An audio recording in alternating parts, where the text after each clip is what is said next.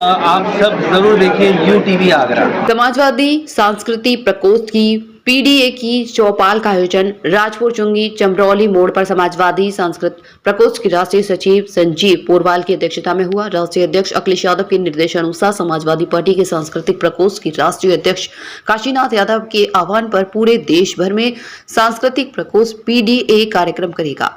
राष्ट्रीय सचिव संजीव पोरवाल ने बताया कि किसान विरोधी, नौजवान विरोधी, महिला विरोधी सरकार से हर आम आदमी पीड़ित है।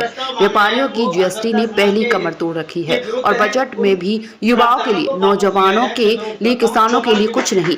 यह बजट हर वर्ग को निराश करने वाला है। कार्यक्रम में राष्ट्रीय सचिव प्रमोद यादव, पूर्व महानगर उपाध्यक्ष इलियास सिद्दीकी, ऋषि कुशवाहा, गिरीश सिंघल, रामगोपाल, राजकुमार यादव, प्रशांत कुमार, मनोज कुमार, कुणाल सिंह, कान्हा राजपूत, कमल ठाकुर, श्याम बाबू वर्मा, निखिल जैन, अनिल चौहान, राम पचौरी आदि उपस्थित रहे। 2027 में पीडीए सरकार का बनाने का संकल्प लिया। हमने पीडीए चौपाल का आयोजन रखा है और पीडीए चौपाल में जो भी गरीब तबका है, जो लोग जातिवादी से ग्रसित हैं, उन लोगों को सबको एक साथ लेना है और समाजवादी पार्टी से जोड़ना है, जिससे कि समाजवादी पार्टी का कुनबा और बढ़े और 2027 में हम लोग भारी बहुमत से सरकार बनाएं। राष्ट्रीय अध्यक्ष जी द्वारा जो पीडीए की हम लोगों को कहा गया है कि लोगों के बीच में जाएं हम लोग और उनकी परेशानी सुने।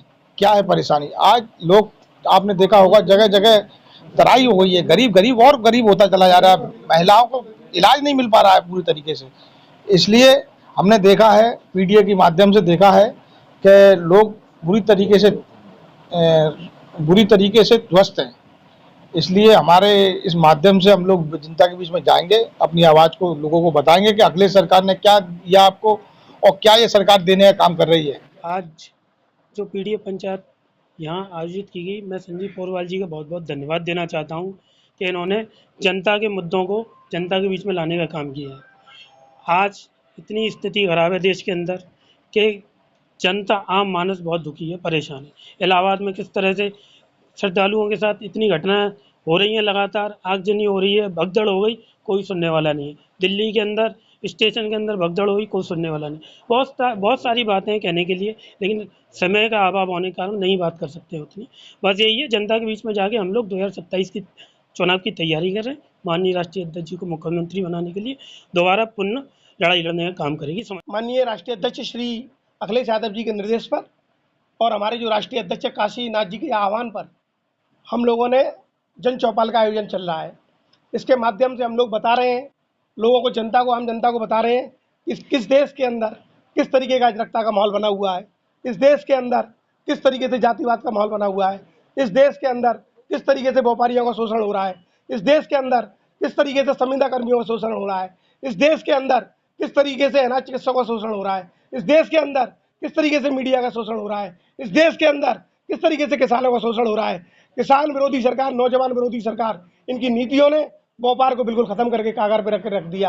आप एक बात बताइए, जो 12 लाख रुपए का जो उन्होंने स्लैब दिया, कि आप 12 लाख रुपए के बाद तो जो टैक्स है, 1/3 खाता आप खुद अपने कबूल करते हैं कि आपने 1/3 जनधन खाता खुलवा दिया। अब आप एक बताइए, जिस देश के अंदर 1/3 जनधन खाता खुलता हो, 12 लाख रुपए उस देश के अंदर आ सकते हैं? आपने स्टार्ट किया था हवाई चप्पल को पहनने वाले को जहाज का सपना दिखाने का, लेकिन आपने वो जहाज ही बेच दिया। आपने निजीकरण करके बिजली बेच दी, आपने रेल बेच दिया। आप जो छोटे छोटे दुकानदार हैं, आप उनको ये चाहते हैं कि ये नौकरी करें? आप बेरोजगारों से उम्मीद करते हैं पढ़ा लिखा बच्चा आपके पकौड़े तले जाकर? ये कभी इस देश के अंदर नहीं चलने देंगे। बजट आया, उस पर क्या कहेंगे? बजट, मनरेगा का बजट में इन्होंने 1 रुपए की अगर बढ़ोतरी हो तो मुझे बताइए। मनरेगा के बजट में इन्होंने 1 रुपए की बढ़ोतरी नहीं करी। जो सेना का बजट है उसमें इन्होंने 1 रुपए की बढ़ोतरी नहीं करी। आपने जीएसटी के माध्यम से देश के अंदर स्थिति खराब कर दी।